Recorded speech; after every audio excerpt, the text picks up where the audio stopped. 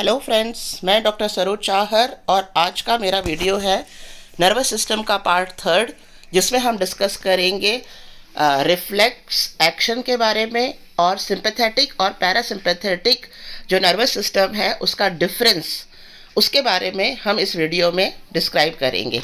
सबसे हम लेते हैं जो क्वेश्चन आता है, what is reflex action. What is reflex action, प्रतिवृत्ति क्रिया क्या है। यहाँ कुछ शब्द मैंने लिख रखे हैं, ये शब्द आपको लिखने हैं इसकी परिभाषा के टाइम पर। रिफ्लेक्स एक्शन क्या है? ऑटोमेटिक है, यानी स्वचालित प्रक्रिया है। इनवॉलेंट्री है, अनैच्छिक, it is not under our control. Unconscious, अचेत अवस्था में ये प्रक्रिया अपने आप हो जाती है।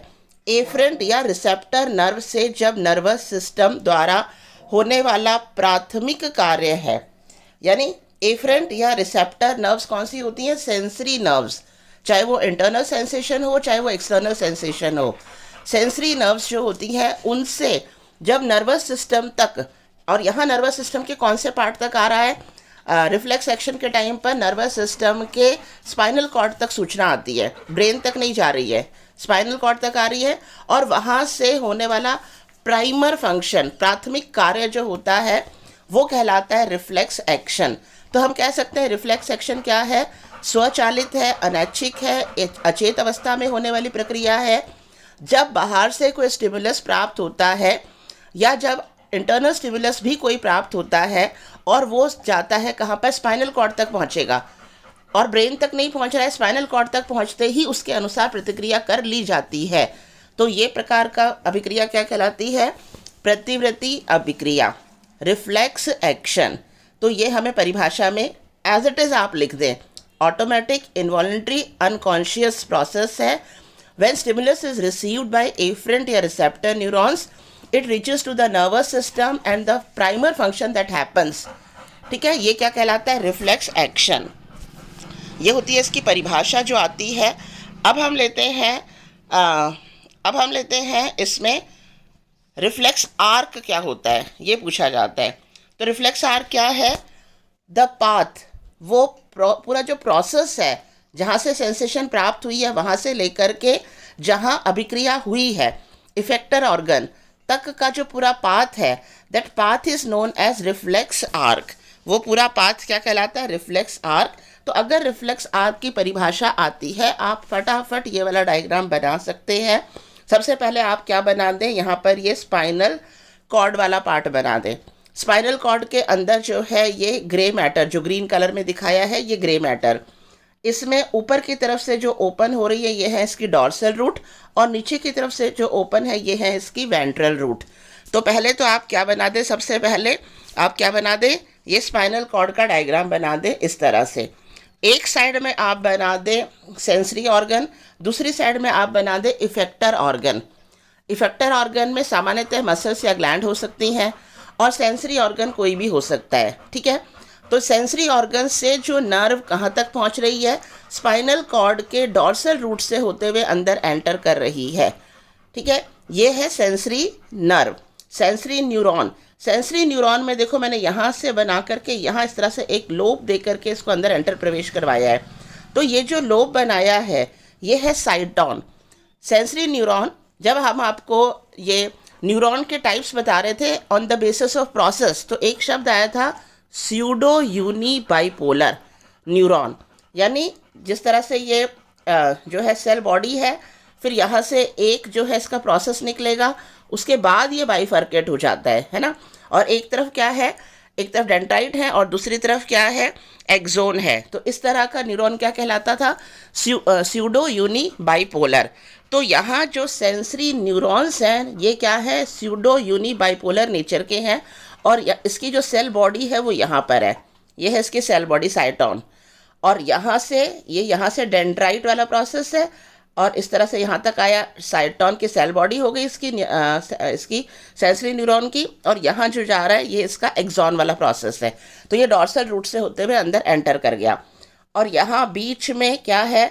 इंटर न्यूरॉन या रिले न्यूरॉन, जो कनेक्ट करेगा एक सेंसरी न्यूरॉन को दूसरे मोटर न्यूरॉन के साथ में, जो ग्रे मैटर में उपस्थित है, जो ग्रे मैटर स्पाइनल कॉर्ड के ग्रे मैटर में उपस्थित है। इंटर न्यूरॉन या रिले न्यूरॉन हमें बनाना है।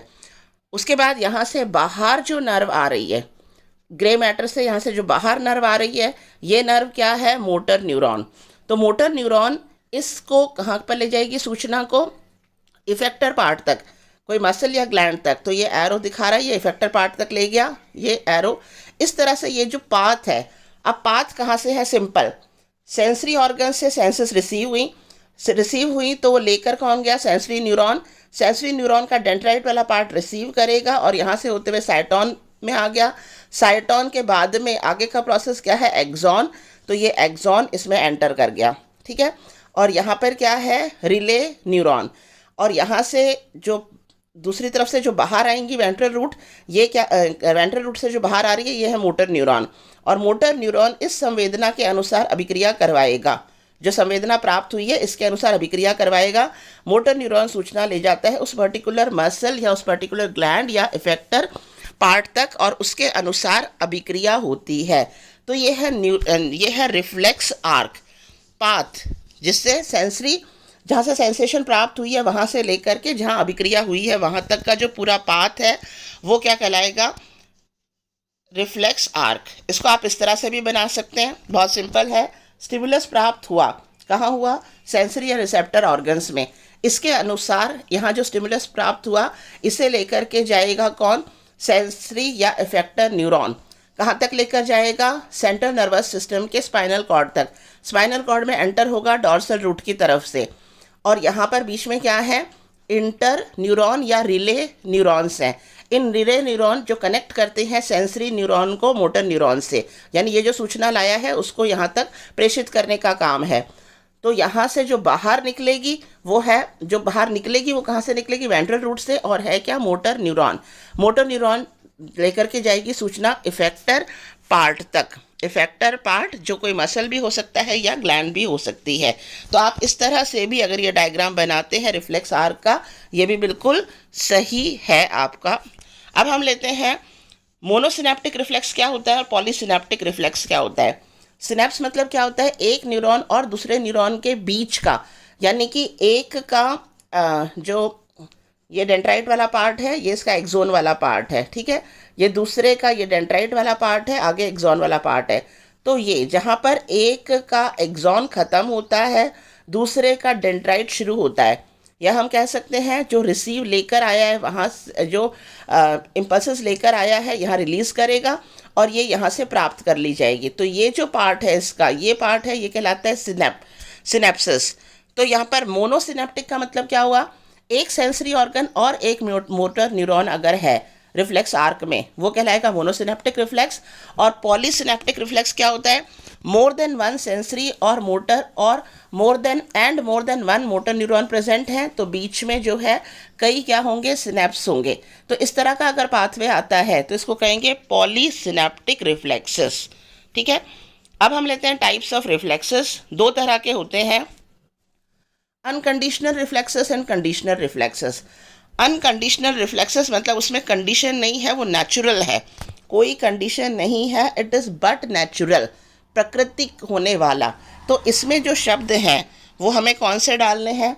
ये सिंपल रिफ्लेक्स एक्शन है, स्वतः होने वाली प्रक्रिया, सामान्य होने वाली प्रक्रिया, बाय बर्थ उपस्थित है, इनको सीखना नहीं पड़ता है, नेचुरल है, वंशागत है और परमानेंट, यानी थ्रू आउट द लाइफ ये प्रोसेस इसी प्रकार से शो होगा अनकंडीशनल रिफ्लेक्सेस में, और फिक्स्ड हैं। तो ये क्या है? Unconditional reflexes. इसके ऑपोजिट कंडीशनल रिफ्लेक्सेस में क्या है? जन्मजात नहीं होते हैं, नॉट इनबॉर्न, ये वंशागत नहीं होते हैं, ये सीखे जाते हैं, या तो प्रैक्टिस से सीखेंगे या एक्सपेरिमेंट से एक्सपीरियंस से सीखेंगे, या तो प्रैक्टिस से सीख सकते हैं या एक्सपीरियंस से सीख सकते हैं। कंडीशनल रिफ्लेक्सेस का बेस्ट एक्सपेरिमेंट जो हम पढ़ते हैं, ईथोलॉजी में भी पढ़ते हैं, ये है पावलो का एक्सपेरिमेंट जो उसने एक कुत्ते पर किया था। सामान्यतः जब खाना सामने आता है तो सलाइवरी ग्लैंड्स जो होती हैं ये सलाइवा सिक्रीट करती हैं। तो सलाइवरी ग्लैंड का सलाइवा सिक्रीट करना ये क्या है? अनकंडीशनल रिफ्लेक्स है। ये क्या है? अनकंडीशनल रिफ्लेक्स है। भूख लग रही होती है तो अपने आप ही जैसे ही हमारी आंखें उसको खाने को देखती हैं या सूंघने, अच्छे खुशबू आती है ना खाने की कभी, और हमें भूख लग रही हो तो खुशबू से भी, ठीक है, यह फील, अगर हमें ऐसे भूख लग रही है, फील वाला जो शब्द है वो कंडीशनल रिफ्लेक्स में आएगा, ठीक है। तो इसमें क्या है, सलाइवा अपने आप सिक्रीट होगा। तो पावलो ने क्या किया था, पहले तो नॉर्मल प्रोसेस है कि खाना देख कर के जो है मुंह में पानी आना, लेकिन पावलो ने जितनी बार कुत्ते को खाना दिया उससे पहले घंटी बजाई, तो कुत्ते ने खाने को रिलेट कर लिया किससे, घंटी से। तो उसके बाद कई एक्सपेरिमेंट के बाद क्या देखा गया, घंटी बजते ही कुत्ते के मुंह में सलाइवा सिक्रीट हुआ, और सलाइवा की मात्रा उतनी ही थी जितनी कि यदि वो खाना देखता तब उसमें सिक्रीट होती। तो इस तरह से इस एक्सपेरिमेंट के द्वारा उसने ये बताया गया है कि एक्सपीरियंस या प्रैक्टिस जो है इससे कंडीशनल रिफ्लेक्स जो है वो उत्पन्न होती हैं, ठीक है। अब हम यहाँ कुछ इसके एग्जाम्पल लेते हैं। जैसे अनकंडीशनल में क्या है, जो बाई बर्थ है, नेचुरल है, हेरिडिटरी है, थ्रू आउट द लाइफ रहती हैं। जैसे ब्लिंकिंग ऑफ आईलिड्स, पैदा होते ही बच्चे को कोई सिखाता नहीं है कि हमें पलकें झपकानी है, अपने आप, ठीक है। और थ्रू आउट द लाइफ जैसे ही कोई चीज़ स्पर्श करती है हमारे आँख के आसपास में, तो स्पर्श क्या हुआ, स्टिमुलस, उस स्टिमुलस के अनुसार जो है हमारा जो रिफ्लेक्स एक्शन होगा वो है ब्लिंकिंग ऑफ आई लिड्स। और नॉर्मल भी स्वेलोइंग, जैसे ही कोई चीज़ हमारे ईसोफेगस वाले ऊपर से ही स्पर्श करती है, ग्लॉटिस वाले भाग तक या गुलेट वाले भाग तक, वैसे ही अपने आप ईसोफेगस जो है इसका पेरिस्टल्टिक मूवमेंट शुरू हो जाता है। स्नीजिंग एंड कफिंग, छींकना और खांसना, यदि हमारा नेसल जो चैम्बर है वहाँ पर कोई डस्ट पार्टिकल या कोई स्टिमुलस पार्टिकल अगर आता है या कोई स्मेल या इस तरह की कोई चीज़ आती है तो कभी कभी हमें लगातार छींकें आती हैं, तो लगातार छींक आना या खांसना, कोई हमारे कंठ में यदि कोई चीज़ आ जाती है तो अचानक से हमें अगर वो स्पर्श करेगी तो खांसी आएगी। नी जर्क, हमारे जो जॉइंट्स हैं, घुटने जो हैं या जो जॉइंट्स हैं हमारे, उनमें अगर यदि कोई हल्का सा टच भी करता है तो उसके जो है एकदम से जो है झटका लगता है। ईयर फ्लिक्स ऑफ कैट, जो पशु हैं उनके, कैट का एग्जांपल दे रखा है, ह्यूमन बीइंग के ईयर पिन्ना जो है वो हिलते नहीं है, लेकिन जो गाय, भैंस, भेड़, बकरी, इनमें आप हल्का सा स्पर्श करोगे ना तो उसके कान अपने आप हिलेंगे, ठीक है, नेचुरल है। रैपिड विड्रॉवल ऑफ हैंड, यदि हमारा हाथ या पैर किसी गर्म या चुभने वाली चीज़ पर होगा या जो हमें सहन नहीं हो रहा है तो अचानक से हाथ हम रिमूव करेंगे। तो ये जितने भी एग्जाम्पल है ये तो है बाहर से संबंधित। अंदर से संबंधित क्या है, यानी बाहर के स्टिमुलस से संबंधित। अंदर से संबंधित क्या है, हमारा ग्लैंडुलर सिक्रीशन, हमारी जो ग्लैंड्स हैं वो अपने आप अपने जो हार्मोन्स हैं या जो एंजाइम्स हैं वो सिक्रीट कर रही हैं, अपने आप सिक्रीट कर रही हैं, मतलब उनको स्टिमुलस मिल रहा है उसके बाद कर रही हैं, ठीक है। तो इंटरनल स्टिमुलस है peristaltic activity of alimentary canal, हमारे एलिमेंट्री कैनाल में केवल गिटकने तक हमारा फंक्शन है, आगे का जो काम है वो अपने आप हो रहा है। तो एलिमेंट्री कैनाल का peristaltic movement, change in calibre of blood vessels का अपने आप ही बढ़ना या कम होना, ठीक है। ब्रीदिंग प्रोसेस है, हार्ट बीट रेट है, तो ये सब जो है ये है इंटरनल। ये नीचे के जो एग्जाम्पल हैं ये है इंटरनल स्टिमुलस के कारण जो अपने आप होते हैं, ऊपर के जो एग्जाम्पल हैं ये है एक्सटर्नल स्टिमुलस के कारण होने वाले अनकंडीशनल रिफ्लेक्स।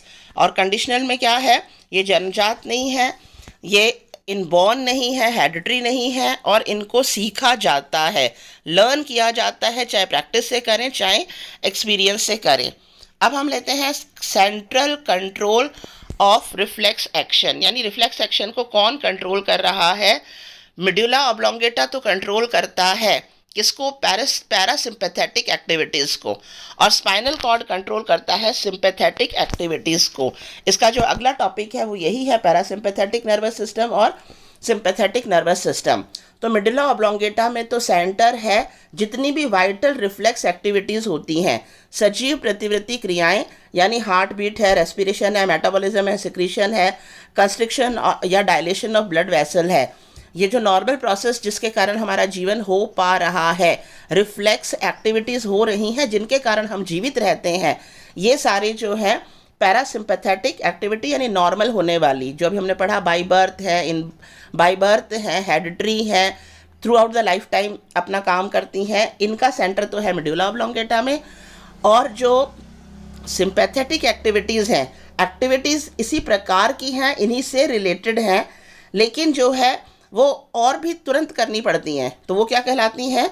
Sympathetic activity. करनी पड़ती नहीं है, स्वतः होती हैं, स्वतः होती हैं, ठीक है, अनकॉन्शियस उसमें होती हैं, तो उनको क्या कहेंगे?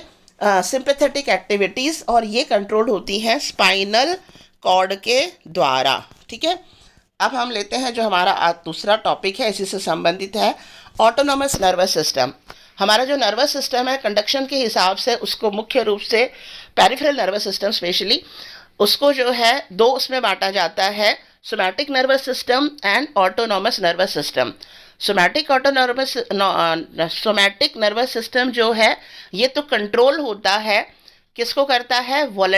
ये कंट्रोल होता है वॉलेंट्री जो फंक्शंस है हमारे उनको कंट्रोल करता है, यानी वॉलेंट्री फंक्शन हमारे इच्छा शक्ति से जो हम कर रहे हैं मूवमेंट वगैरह जो भी एक्टिविटी वो आता है सोमैटिक नर्वस सिस्टम के द्वारा।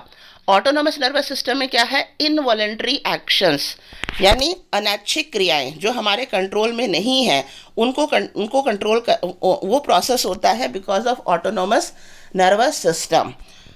तो यहाँ पर जो कंट्रोल है, control function of visceral organs by ganglia and nerves of autonomous nervous system, यानी ऑटोनॉमस नर्वस सिस्टम में मेन जो ब्रेन है, फोर ब्रेन, मिड ब्रेन, वहाँ तक सूचना जाती ही नहीं है। कहाँ तक जाकर रह जाती है? मिडुला ऑब्लोंगेटा और स्पाइनल कॉर्ड तक, ठीक है। तो यहाँ जो नियंत्रण है विजरल ऑर्गन्स का, यहाँ जो विजरल ऑर्गन्स का नियंत्रण है, ये नियंत्रण जो है, ये विजरल ऑर्गन्स का नियंत्रण ganglia and nerve of autonomous nervous system, autonomous nervous system के गैंग्लिया और उनकी जो नर्व्स हैं, sensory nerve and motor nerves, उनके द्वारा जो है ये नियंत्रित किया जाता है। और इसको फिर कैटेगराइज किया जाता है दो टाइप्स में, sympathetic and parasympathetic nervous system. इसका डिफरेंस भी ज़रूरी है और इसके जो है इसका डिफरेंस भी ज़रूरी है और इसका अलग से भी पूछा जा सकता है। पहले आप ये डायग्राम समझ लें, फिर आप इसका डिफरेंस बहुत आराम से कर लेंगे।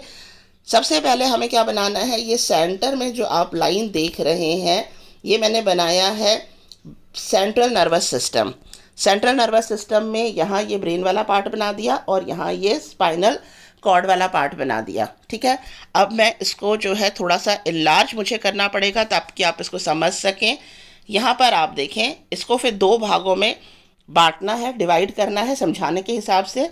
एक साइड में पैरासिम्पैथेटिक नर्वस सिस्टम को समझाया गया है, एक साइड में सिंपैथेटिक नर्व एक्टिविटीज़ को समझाया गया है।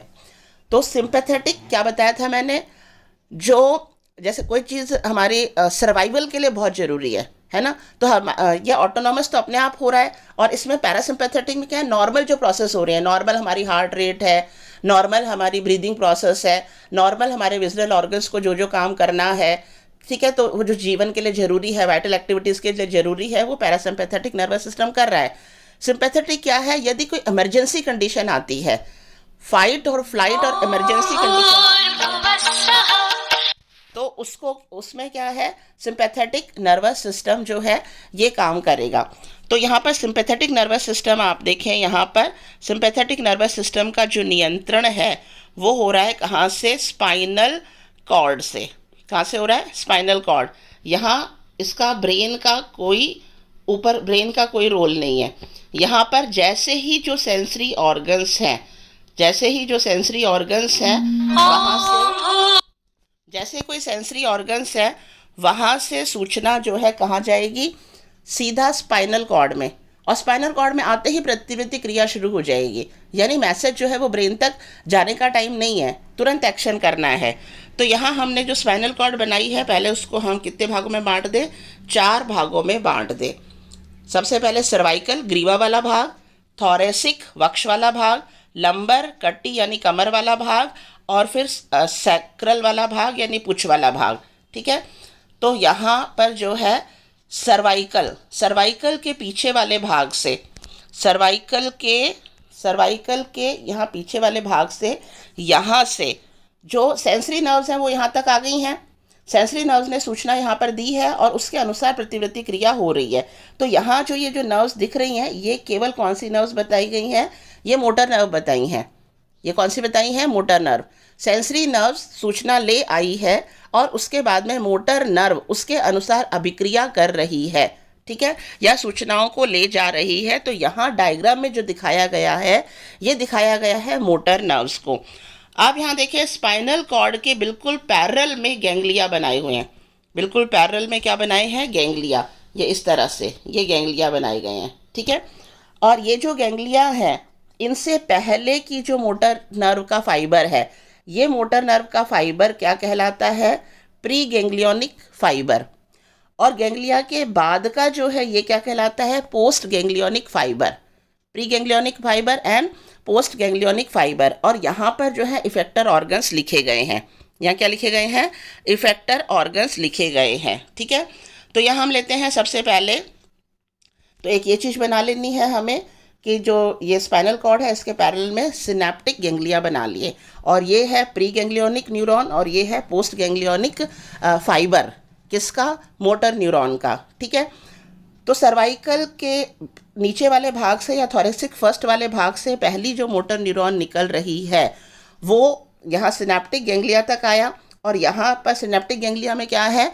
रिले न्यूरॉन्स हैं, ठीक है। तो यहाँ से रिले न्यूरॉन ने इस सूचना को पहुँचा दी कहाँ पर? पोस्ट गैंग्लियोनिक फाइबर तक। और पोस्ट गैंग्लियोनिक फाइबर से यहाँ पर आई के पास में, आई के आइरिस मसल में जो है ये आइरिस मसल को कंट्रोल कर रहा है। और आई के आइरिस मसल में का क्या होगा? डायलेशन। क्या होगा? डायलेशन, ठीक है। तो यहाँ पर सेकंड, हम आँख बनाने के बाद में हम क्या बनाएंगे? सलाइवरी ग्लैंड, यानी अपर वाला पार्ट, आँखें और माउथ के अंदर सलाइवरी ग्लैंड। तो सलाइवरी ग्लैंड और आँख का जो नियंत्रण है यहाँ पर वो किससे हो रहा है? जो क्रेनियल जो सर्वाइकल का जो यहाँ पर पार्ट है, ऊपर वाला पार्ट या थोरेसिक फर्स्ट वाले भाग से, यहाँ से मोटर न्यूरॉन निकल रही है। जैसे ही हमारी आँख से सेंसेशन गई है कहाँ पर? स्पाइनल कॉर्ड में, और सलाइवरी ग्लैंड से सेंसेशन गई है यहाँ पर सर्वाइकल भाग में, स्पाइनल कॉर्ड के सर्वाइकल भाग में। तो अब ये मोटर न्यूरॉन एक्टिवेट होगी, सूचना के अनुसार कार्य करवाएगी। तो यहाँ पर ये आँख वाले भाग का डायलेशन और सलाइवरी ग्लैंड में इनहिबिशन ऑफ सलाइवा, यानी सलाइवा जो सिक्रेट हो रहा है उसको संदमन करने का कार्य, ठीक है। तो पहले हमें क्या? आँख और सलाइवरी ग्लैंड, और इसका रिफ्लेक्स एक्शन कहाँ से आ रहा है?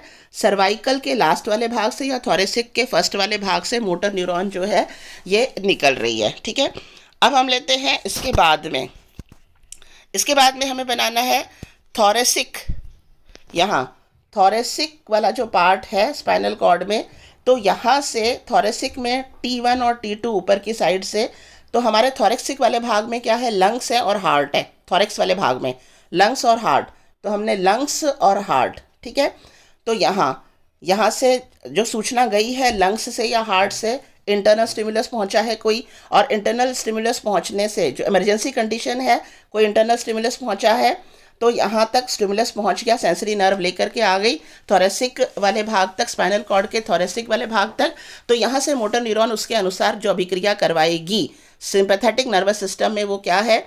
यहाँ से ये गैंग्लिया वाले भाग तक गई है, प्री गैंग्लियोनिक, और ये है पोस्ट गैंग्लियोनिक, और इससे लंग्स का रिलैक्सेशन। और इसी तरह से यहाँ हार्ट का जो पेस मेकर कंट्रोल कर रहा है, तो हार्ट का एस्लरेशन, ठीक है।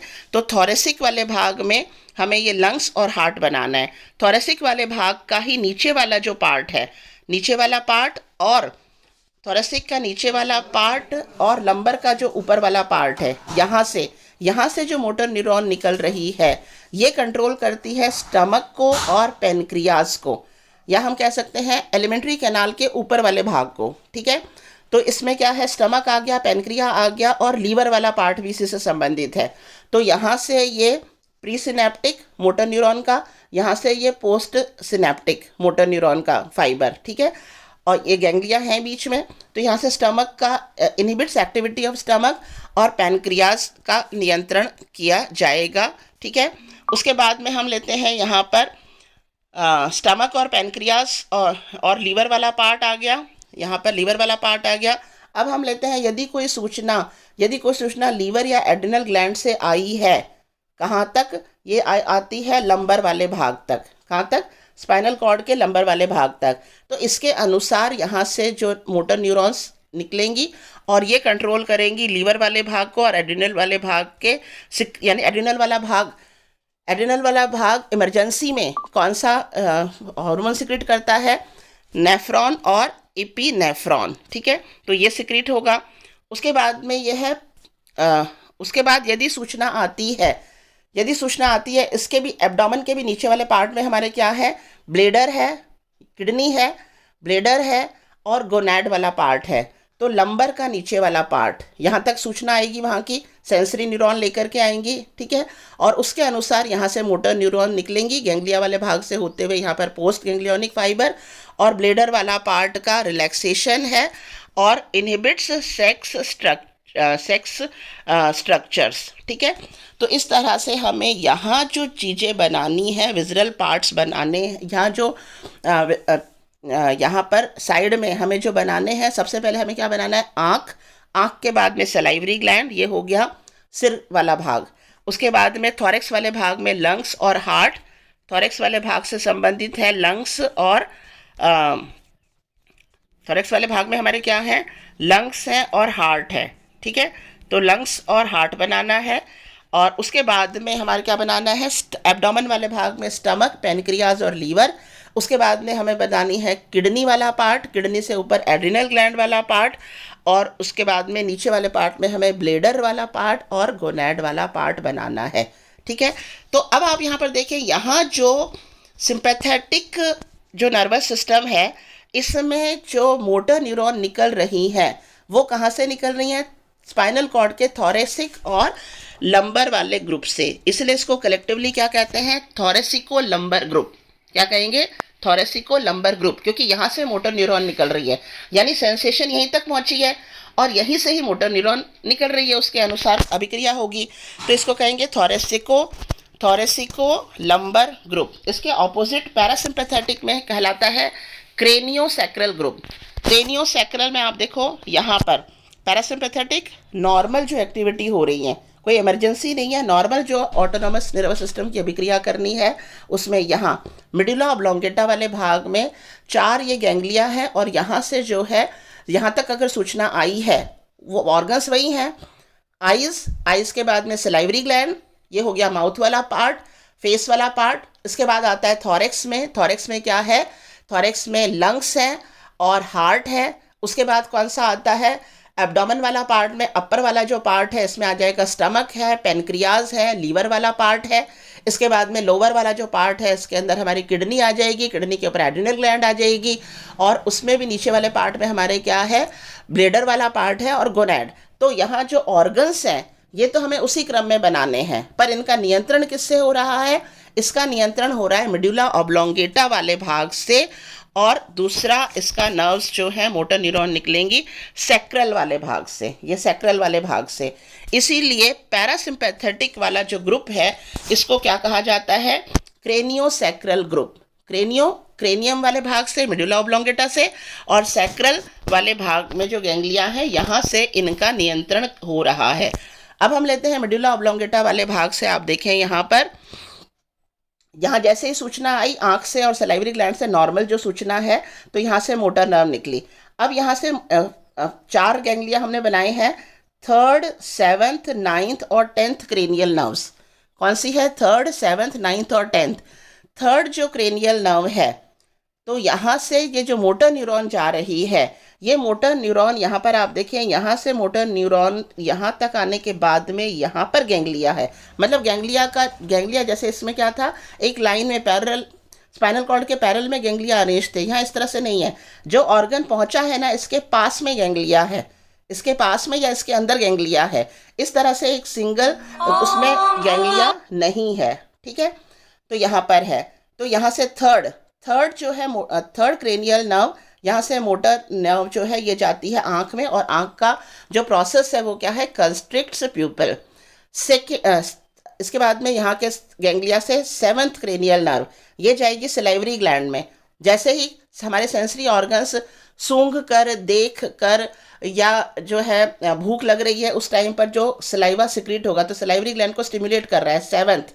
उसके बाद 9th का नियंत्रण है हार्ट और लंग पर, और 10th का नियंत्रण जो बाकी है केवल कौन सा छोड़ करके, ब्लेडर वाला पार्ट और सेक्स ऑर्गन वाला पार्ट छोड़ करके बाकी जितने भी हैं, बाकी यानी लंग्स हो गया, लंग्स के बाद स्टमक वाला पार्ट है, पेनक्रिया वाला पार्ट है, उसके बाद में किडनी वाला पार्ट है, ठीक है, लीवर वाला पार्ट है।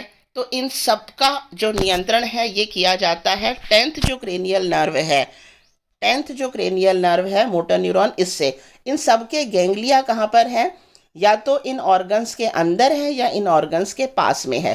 तो इसका प्री सिनेप्टिक लंबा है और पोस्ट सिनेप्टिक छोटा है, जबकि यहाँ पर सिनेप्टिक वाले में क्या है, प्री सिनेप्टिक फाइबर छोटा है और पोस्ट सिनेप्टिक फाइबर लंबा है। तो ये भी एक इसके डिफरेंस में आएगा। तो यहाँ पर ये 4 पॉइंट बना देने हैं मेडुला ऑब्लोंगेटा में। यहाँ से जो cranial nerves 3rd, 7th, 9th और 10th, 3rd रिलेटेड हो गई आई से, 7th रिलेटेड हो गई सलाइवरी ग्लैंड से, 9th रिलेटेड हो गई हार्ट से। उसके बाद में 10th वाली जो है ये लंग्स है, स्टमक, पेनक्रिया है और लीवर वाला पार्ट है इनसे। और लास्ट में जो सेक्रस से जो 2 पॉइंट निकल रहे हैं वो किसको कंट्रोल कर रहे हैं, ब्लेडर को और सेक्स ऑर्गन्स को। यहाँ भी देखो ये प्री सिनेप्टिक इतना लंबा है और पोस्ट सिनेप्टिक तो छोटा सा ही है, ये गैंग्लिया, पोस्ट सिनेप्टिक, ये प्री गैंग्लियोनिक और पोस्ट गैंग्लियोनिक। तो ब्लेडर का कॉन्ट्रैक्ट करना और जो है सेक्स स्टिमुलस है, ये सेक्स स्ट्रक्चर को स्टिमुलेट सेक्स स्ट्रक्चर, ठीक है। तो इस तरह से हम ये डायग्राम बनाएंगे। और अब इसमें आप देखें जो मेन चीज़ है एक और ये है कि इन दोनों का स्ट्रक्चर और इन दोनों का स्ट्रक्चर डिफरेंट है ही, और इन दोनों का फंक्शन ऑपोजिट है एक दूसरे से।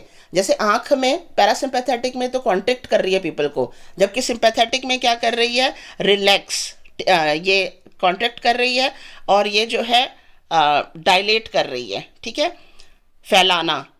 सलाइवरी ग्लैंड यहाँ पर पैरासिम्पैथेटिक में क्या है, स्टिमुलेट करता है, यहाँ पर क्या है, इनहिबिट कर रहा है। सलाइवरी ग्लैंड को देखें आप, केवल यहाँ स्टिमुलेट कर रहा है या इनहिबिट कर रहा है सलाइवा सिक्रेशन।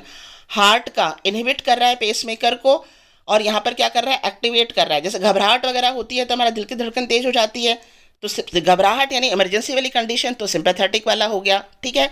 इसी तरह से यहाँ पर लंग्स में कॉन्ट्रिक्ट्स ब्रोंकाई, ठीक है, जबकि यहाँ पर क्या है, लंग्स में रिलैक्स, ऑपोजिट हो रहा है फंक्शन। यहाँ स्टमक या पैनक्रिया को स्टिमुलेट कर रही है एक्टिवेट होने के लिए, और यहाँ इनहिबिट कर रही है इनको, ठीक है। इमरजेंसी की कंडीशन में हमारी भूख प्यास सब रुक जाती है ना। इसी तरह से गॉल ब्लेडर जो लीवर में उपस्थित है इसको स्टिमुलेट कर रही है, और यहाँ पर सिंपैथेटिक क्या कर रही है, लीवर को स्टिमुलेट कर रही है ग्लूकोज का रिलीज करने के लिए, क्योंकि ज़्यादा एनर्जी की आवश्यकता पड़ती है एट द टाइम ऑफ, वो घबराहट के कारण ज़्यादा एनर्जी चाहिए, सांस फूल रही है ना, हार्ट बीट तेज हो रही है, तो लीवर को स्टिमुलेट कर रही है ग्लूकोज को रिलीज़ करने के लिए, ठीक है।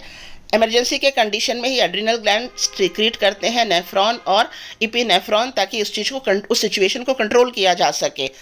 पैरासिम्पैथेटिक में ब्लेडर को नॉर्मल कॉन्ट्रैक्ट करके रखा जाता है, अगर भर भी जाए तो थोड़ा नियंत्रित हो सके, लेकिन सिंपैथेटिक इमरजेंसी कंडीशन आ गई, अब ब्लेडर जो है वो रिलैक्स होगा ही होगा, ठीक है। इसी तरह से यहाँ पर स्टिमुलेट सेक्स स्ट्रक्चर पैरासिम्पैथेटिक है, और इसमें क्या है, इनहिबिट करना यानी उसका नियंत्रण रोकना, ठीक है।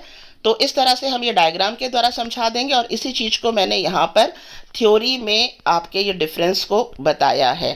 यहाँ पहला पॉइंट क्या है, संरचना में अंतर है दोनों के, फंक्शन इनके ऑपोजिट है। पैरासिम्पैथेटिक एक्साइटेटरी है, सिंपैथेटिक इनहिबिटरी है। स्पाइनल कॉर्ड के दोनों तरफ एक जोड़ी सिनेप्टिक नर्व होती है जिसमें गैंग्लिया की एक लड़ी होती है, ठीक है ये, और इसमें ganglia not present in row, parasympathetic में रो में प्रेजेंट नहीं है, ठीक है। और यहाँ पर सर्वाइकल, थोरेसिक, लंबर, सर्वाइकल और थोरेसिक और लंबर, और यहाँ पर जो है ये सिंपैथेटिक वाला चल रहा है, ये कौन सा है, सिंपैथेटिक। तो जो चीज़ हमने यहाँ पर बताई है इसको हम यहाँ पर ये थ्योरी के रूप में, ये मैंने इसमें एक्सप्लेन थ्योरी के रूप में इसको लिख दिया है, समझा दिया मैंने आपको। आप इसके स्क्रीनशॉट ले लें और आराम से फिर आप इसके डिफरेंस को लिख सकते हैं। सारे पॉइंट जो आपको समझाए हैं वही पॉइंट यहाँ पर डिफरेंसेस में मैंने लिखे हैं। हाँ, ये वाला जो पॉइंट था, पैरासिम्पैथेटिक जो नर्वस सिस्टम है इसमें जो न्यूरोट्रांसमीटर है ये है एसिटाइलकोलिन, और इनहिबिट करने वाले काम यानी न्यूरोट्रांसमीटर, सिंपैथेटिक के अंदर जो न्यूरोट्रांसमीटर रिलीज किए जाते हैं वो कौन से हैं? सिक्रेटिनिन, एपिनेफ्रॉन, नॉरएपिनेफ्रिन और सिम्पैथिन। ठीक है, ये थोरेसिक को लंबर ग्रुप कहलाता है, ये क्रेनियो सैक्रल ग्रुप कहलाता है, और ये जो पॉइंट यहाँ समझाए थे यही पॉइंट मैंने यहाँ पर डिस्क्राइब किए हैं। तो उम्मीद करती हूँ कि आप ये डायग्राम अगर समझ लेंगे तो आपको ये सारा आराम से आप याद रख सकते हैं। That's all about the topic. Best of luck for your exams.